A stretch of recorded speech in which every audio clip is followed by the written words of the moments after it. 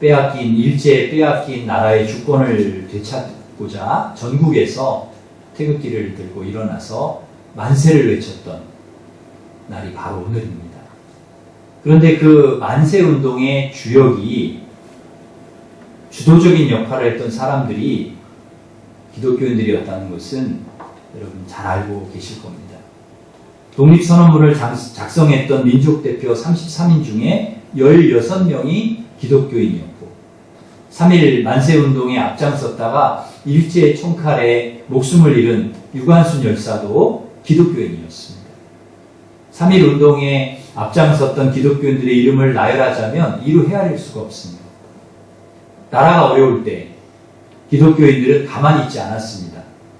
나라를 위기에서 건져주시길 누구보다 열심히 하나님께 기도했고 목이 터져라 독립을 외쳤습니다. 6.25 전쟁 때에도 교회는 고아원과 학교를 세워서 고아들을 돌보고 아이들을 가르쳤습니다. 기독교 정신으로 세워진 병원은 환자들을 돌보았고요. 외환위기 때는 교회가 앞장서서 금을 모았고 시꺼먼 기름이 태안 아빠들을 뒤덮었을 때도 제일 먼저 달려가 기름을 닦아냈습니다.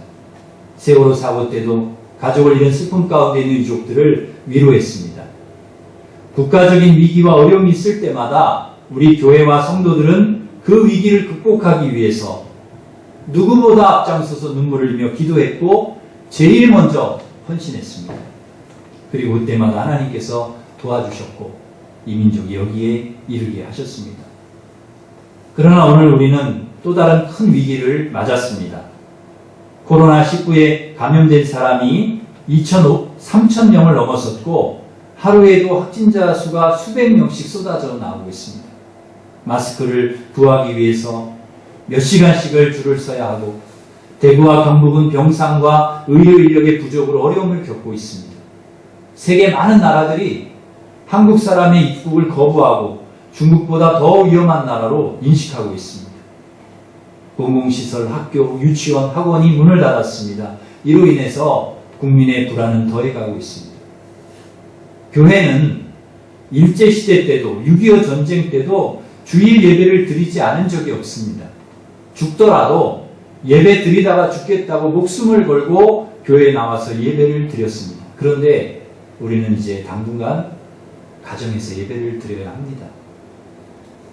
지금까지 우리나라에 기독교가 들어와서 교회가 세워지고 이런 적이 없었습니다. 초유일입니다. 초유일. 그러나 이 또한 분명한 하나님의 뜻이 있으리라 저는 믿습니다. 이 시련을 통해 하나님께서 한국교회를 더 단단하게 하시고 우리 하나님 백성들을 더 단단하게 하셔서 정금같이 나오게 하실 줄 믿습니다. 오늘 말씀해 보면 유대인들에게도 큰 위기가 왔습니다. 지금 유대인의 신분은 포로 신분이지요. 바벨론에게 망해서 예루살렘 다 회파되고 그리고 포로로 끌려 바벨론으로 갔습니다. 바벨론 포로 생활하다가 이 바벨론이 70년 만에 페르시아에 망해서 이제는 페르시아의 포로 생활을 하고 있는 거죠. 일제시대 때 우리가 그렇게 된 것과 마찬가지죠. 다행히 페르시아 왕이 유다인들을 막 억압하고 막 노예처럼 종처럼 그렇게 하지는 않아요. 미국 안에 여러 나라 이렇게 나라 사람들이 와서 이렇게 섞여 사는 것처럼 그 페르시아 안에 이 유다인들도 섞여 사는 거예요. 뭐 조금은 차별이 있겠지만은 뭐 사는 데는 그렇게 큰 문제가 없는 거죠. 이 모르드게가 왕궁의 일을 하고 에스더가 왕비가 된 것을 보면 그렇게 큰 심한 차별이 유대인에게 있었던 것 같지는 않습니다. 그렇게 큰 어려움 없이 살아가던 상황에서 엄청난 사건이 하나가 터져요. 아각 사람 하만이 페르시아의 국무총리가 되더니 아주 그냥 기고만장을 해가지고 자기가 최고인 줄 알아요. 모든 사람이 다 그 하만 앞에 무릎을 꿇고 절을 합니다. 다 하나 하만을 대단하게 인정을 해주는 거죠.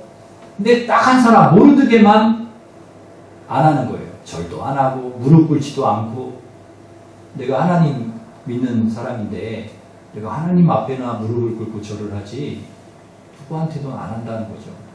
그 이야기를 하만이 들으니까 이 모르드게가 엄청 미운 거예요. 이런 못된, 다 나한테 무릎 꿇고 절하는데 네가 뭔데? 미워요. 근데 이렇게 보니까 그 모르드게가 유다인인 거예요. 유대인인 거예요. 하만이 이 모르드게를 죽이고 싶은데 이 모르드게 혼자 죽이는 게 성이 안 차. 그래서 너 출신인 너 유대인을 내가 다 죽여야 되겠다. 이런 생각을 하고 왕에게 상소를 합니다. 왕이요, 아주 못된 민족이 하나가 있네요. 유다인들이 아주 왕에 대해서 그렇게 이게 호의적이진 않습니다. 페르시아 법도 지키지 않고 아주 왕에게는 그런 걸림돌이 되는 그런 아주 불필요한 민족이니까 이런 민족은 왕이시여 아주 죽여야 됩니다. 진멸해야 됩니다. 그리고는 조서를 내려달라는 거예요. 왕이 들어보니까 그래? 그런 민족 같은 거 죽어야지. 그리고 하만 말만 듣고는 반지를 뺏어 주어요. 하만에게. 그 반지, 왕의 반지에는 도장이 있거든요. 그 도장을 꽉 찍어야 그 조서가 법이 되는 거죠. 힘이 있는 거죠. 그 도장을 받아가지고, 반지를 받아가지고 조서의 도장을 딱 찍어서 그거를 딱 전국으로 보냅니다. 그 날짜까지 찍혀 있습니다. 12째 달 아달월 13일 하루 동안에 유대인들을 다 죽이고 그들의 재산을 탈취해도 좋다 하는 조서, 그 조서를 다 뿌린 거예요. 전국에 다 뿌린 거예요. 여러분, 왕의 도장이 찍힌 조서니까 그거는 법이죠. 법. 백성들은 그대로 따라야 됩니다. 그리고 이 유다인들은 하루에 다 몰살을 당해야 되는 거죠. 기막힌 일입니다. 기가 막힌 일이죠. 위기도 이 유다인에게 지금까지 위기도 이런 위기가 없습니다. 이 소식을 듣고 모르드게가 옷을 찢어요. 자기 옷을 찢습니다. 정말 슬프고 괴로울 때 옷을 찢거든요. 옷을 탁 찢습니다. 그리고 굵은 베옷을 입어요. 죄를 뒤집어 쓰고 성중에 나가서 대성통곡을 합니다. 엉엉 울어요, 모르드게가. 나 혼자 죽이면 괜찮다는 거예요. 나 혼자 죽이면 괜찮은데 왜 나 혼자 죽이지 유대인까지 다 죽이냐는 거죠. 대성통곡을 안 할 수가 없는 거예요. 그 유대인들도 이 소식을 듣고 이 조서가 이제 전국에 붙어 있는 것을 알고 굵은 베옷을 입고 재에 누워가지고 막 통곡을 하고 금식하고 울고 불을 짓는 거예요. 이 모르드게가 왕비 에스더의 사촌 오빠인데, 에스더가 이게 왕비라 이렇게 왕궁을 이렇게 자주 이렇게 다니잖아요. 보니까 오빠가 그 굵은 베옷 입고 죄를 무릅쓰고 막 엉엉 울고 있는 거예요. 통곡을 하고 있는 거예요. 그러니까 에스더가 마음이 불편하잖아요. 옷을 갖다 줘도 안 입겠다고 그러고 새 옷을 갖다 줘도 안 입겠다고. 에스더가 무슨 영문인지 몰라가지고 그 하닥, 넷이 하닥을 보냅니다. 가서 오빠에게 자초지종을 좀 물어봐라. 왜 그러고 있는지. 그 모르드게가 그 하닥에게 다 이야기를 해요. 하만이 유대인 다 죽인단다. 왕에게 이렇게 거짓 보고를 해가지고 우리 민족을 다 하루에 몰살하려고 지금 그 조서를 뿌렸다. 그러니까 너 에스더야, 너 왕비니까 너가 왕에게 가가지고 우리 동족 유다인 좀 살려달라고 좀 그렇게 간청을 해라, 왕에게. 그 이야기를 에스더에게 전한 거죠. 너가 그렇게 해야 된다고. 그러니까 에스더가 그 얘기를 듣고는 어렵다는 거예요. 그렇게 하기가. 자기도 곤란하다. 왜냐하면 왕 허락 없이, 왕비든 누구든 왕 허락 없이 왕에게 나아가면 죽는다는 거예요. 그러니까 그렇게 나가서 그 왕이 금규를 이렇게 내밀어야 살 수 있는데, 왕이 자기를 안 부른 지가 30일이 지금 넘었는데 내가 갑자기 왕에게 나가면 내가 어떻게 되겠냐. 그러니까 자기 입장도 난처한 거죠. 그 이야기를 모르드게에게 한 거예요. 에스더가. 나 입장도 곤란하다. 그 이야기를 모르드게가 듣고 다시 에스더에게 답장을 합니다. 그 답장한 내용이 뭐냐? 오늘 본문의 13절 14절 말씀입니다. 우리 이 말씀을 한 번 더 같이 읽어보겠습니다. 모르드게가 에스더에게 한 말입니다. 같이 읽습니다. 모르드게가 그를 시켜 에스더에게 하답하되 너는 왕궁에 있으니 모든 유다인 중에 홀로 목숨을 건지리라 생각하지 말라. 이때에 내가 만일 잠잠하여 말미암아 노임과 구원을 얻으려니와 너와 내 아버지 집은 멸망하리라. 내가 왕위의 자리를 얻은 것이 이때를 위함이 아닌지 누가 알겠느냐 하니. 아멘. 이게 무슨 말입니까? 너 왕비니까 너는 살 거다 생각하지 말라는 거예요. 너 왕궁에 있으니까 너 혼자 살겠다? 네가 만약에 잠잠해서 아무 말도 안 하고 있으면 유다인들은 하나님께서 다른 방법으로 살려주시지만 너와 내 아버지 집은 망할 거다. 너가 왕비가 된 것이, 너가 지금 포로였는데 이 페르시아의 왕비가 된 것이 이때를 위함인지 어떻게 아냐? 너 하나님께서 너 같은 사람을 왕비로 이렇게 높여주시고 세워주신 것이 이 민족이 이 어려움을 당할 때, 이 민족이 고통을 당할 때, 위기, 이때를 위해서 너를 왕비로 세워준 걸 어떻게 아냐? 그러니까 잠잠하지 말라는 거죠. 민족의 위기 앞에 너 가만히 있어서는 안 된다. 네가 나서야 된다. 여러분, 민족의 위기는 곧 가정의 위기이고 우리 개인의 위기입니다. 나만 괜찮으면 괜찮은 것이 아니죠.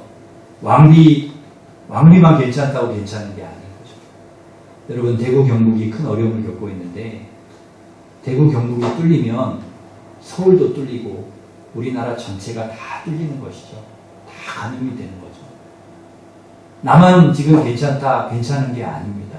나 감염 안 됐다고 내 괜찮은 게 아니에요. 지금은 괜찮아도 너가 감염되었으면 내가 감염되는 건 시간 문제인 거죠.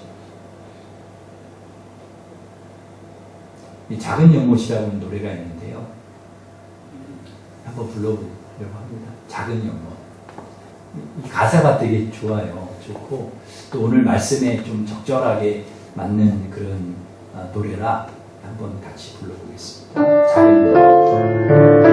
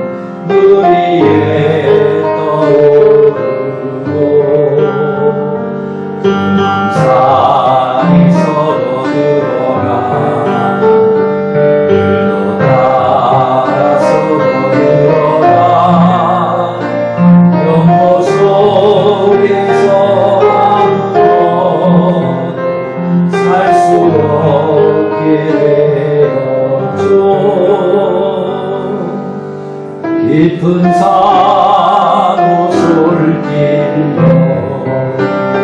자그마한 연못에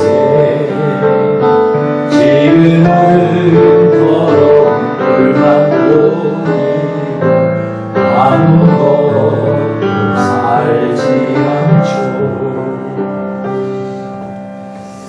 저는 이걸 이렇게 보면서 처음에는 좋은 연못이었고 그리고 예쁜 붕어들이 잘 살고 있었다는데요.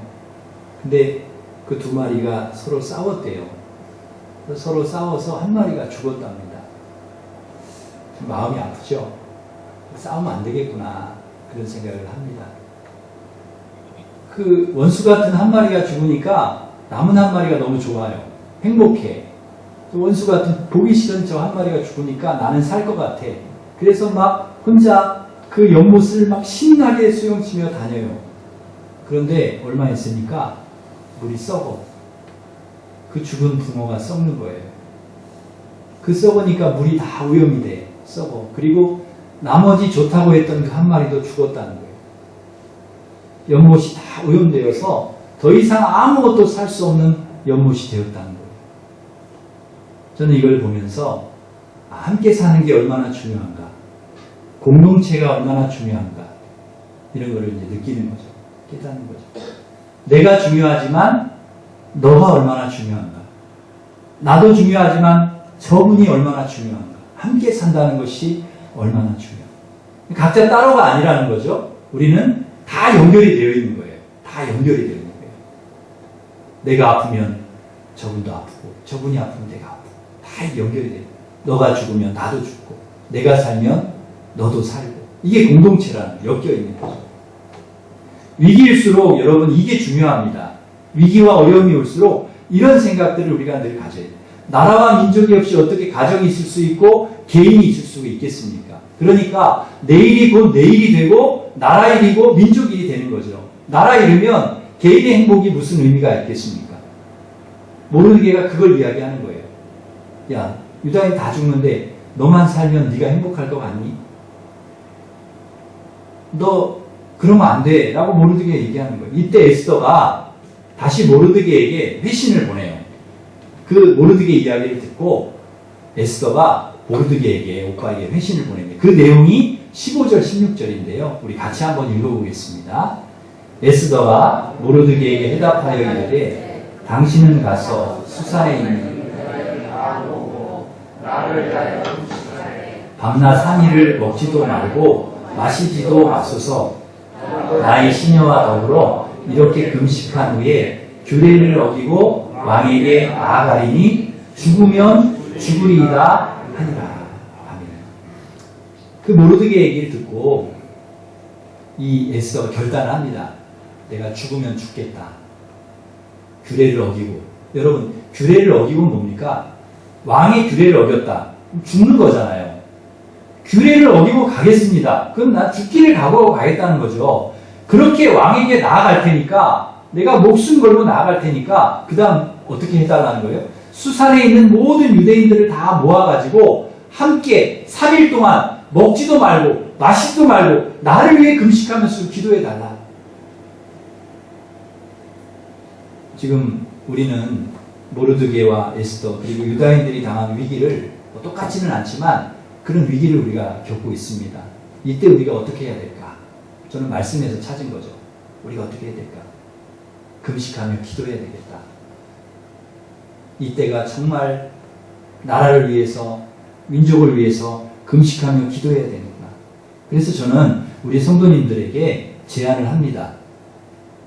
이때가 위기의 시기이기에 여러분 금식하며 같이 기도합시다. 여러분 3일이 아니어도 좋습니다. 하루도 괜찮습니다. 아니 한 끼도 괜찮습니다. 그만큼 우리가 간절하고 절박한 마음으로 같이 기도하자는 것입니다. 그리고 왕에게 나아갔던 이 에스더처럼 큰 일이든 작은 일이든 우리가 해야 될 일을 찾아서 최선을 다하는 거죠. 에스더가 왕에게 나아가는 거죠. 요즘 방송에서, 신문에서, 문자에서 계속해서 들려오는 소식들은 희망적이지 않습니다. 확진자가 폭발적으로 늘어나고 마스크도 구하기 어렵고 병상도 없고 인력도 부족하고 계속 그런 소식들이 막 들려와요. 아주 절망적이고 우울한 소식들입니다. 그런데 이 사막 한가운데에 오아시스 있는 것처럼 우리에게 어떤 소식이 들려오는가 하면 임대료를 안 받고 그냥 이렇게 깎아주겠다고 하는 주인들도 있다. 의료인들이 부족하다는 소식을 듣고 대구로 막 내려간다. 내려가겠다 하는 의료인들 이야기. 그리고 그렇게 자원해서 줄을 서서 이렇게 쭉 내려가는 그 사진을 이렇게 보여주는데, TV에 사진을 보여주는데요. 그 고속도로에 119 앰뷸런스가 자원해가지고 대구로 내려가는 앰뷸런스가 줄을 서 있는 거예요. 쫙 줄을 서 있는 거예요. 그런 모습을 보면서 후원금과 후원 물자를, 몸은 못 가도 내가 후원금이라도 보내야지 하고 후원금과 후원 물자를 보낸 사람들을 보면서 힘내라 대구, 내가 대구다, 우리가 대구다라는 글씨를 올리면서 응원하는 사람을 보면서 저는 우리나라의 희망을 보는 것입니다. 아, 우리나라에 희망이 있다. 소망이 있다. 곳곳에 모르드게가 있는 거예요. 곳곳에 에스더들이 있는 거예요. 교회와 기독교인은 나라가 위기와 어려움을 겪을 때 절대 가만히 있지 않았습니다. 모르드게와 에스더처럼 내가 죽으면 죽으리이다. 그렇게 결단하고 금식하며 기도했고 공동체와 나라를 살리기 위해서 최선을 다해 헌신했습니다. 그들의 그 기도를 들으시고 그들의 그 믿음의 행동을 보시고 하나님께서 위기의 때마다 이 민족을 건져주셨습니다. 저는 믿습니다. 우리가 이 위기 때 기도하고 죽으면 죽으리라는 각오로 나라를 위해 공동체를 위해서 우리가 어떤 일이든지 할 때 우리가 해야 될 일을 찾아서 할 때 하나님께서 우리나라 우리 민족을 일제의 억압에서 전쟁에서 모든 재난과 위기에서 건져주셨듯이 오늘 우리가 겪고 있는 이 위기에서도 어려움에서도 반드시 건져주실 줄 믿습니다.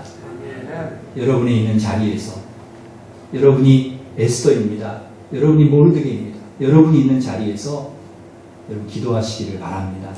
간절히 기도하시고 그리고 여러분이 이 위기를 극복하기 위해서 작은 일이라도 여러분이 할 수 있는 일을 찾아서 여러분 하시면서 이 위기를 함께 극복해 나가는 그리고 하나님께서 우리를 통해서 이 민족을 살려주실 줄 믿습니다.